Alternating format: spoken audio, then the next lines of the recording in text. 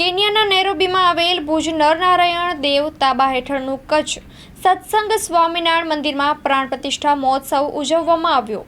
અયોધ્યામાં રામચંદ્ર ભગવાન તથા આદિક મૂર્તિઓની પ્રાણ પ્રતિષ્ઠા સંપન્ન થઈ તેના ઉપલક્ષમાં કચ્છ સત્સંગ સ્વામિનારાયણ મંદિર નૈરોબી લગાંટ ખાતે વિવિધ આયોજનો કરવામાં આવ્યા હતા। સવારમાં રામ નામની ધૂન પછી મંદિરના આખાય વિસ્તારમાં રામચંદ્ર ભગવાનની ધજાઓ લહેરાવવામાં આવી હતી અને મંદિરમાં ફૂલો દ્વારા સુશોભિત રંગોળીઓ પૂરવામાં આવી હતી તેમજ 2000 દીવાઓ પ્રગટાવવામાં આવ્યા હતા। લંગાટા મંદિર દ્વારા 2000 મીઠાઈઓના પેકેટ સાથે આમંત્રણ કાર્ડ તમામ હિન્દુઓને પહોંચાડવામાં આવ્યા હતા। સ્વામિનારાયણ ભુજ મંદિરના ઉપમહંતો સદગુરુ સ્વામી ભગવત જીવનદાસજી તથા સદગુરુ બાલકૃષ્ણદાસજી સ્વામી તથા અન્ય સંતો સામેલ થયા હતા અને આ શોભાયાત્રામાં લંગાટા તાબા મંદિરનો પાઇપ બેન્ડ તથા બહેનોનું બેન્ડ તથા બાળકો યુવાનોના લેઝિમ તથા નાના બાળકોની બાળ મંડળી જોડાઈ હતી।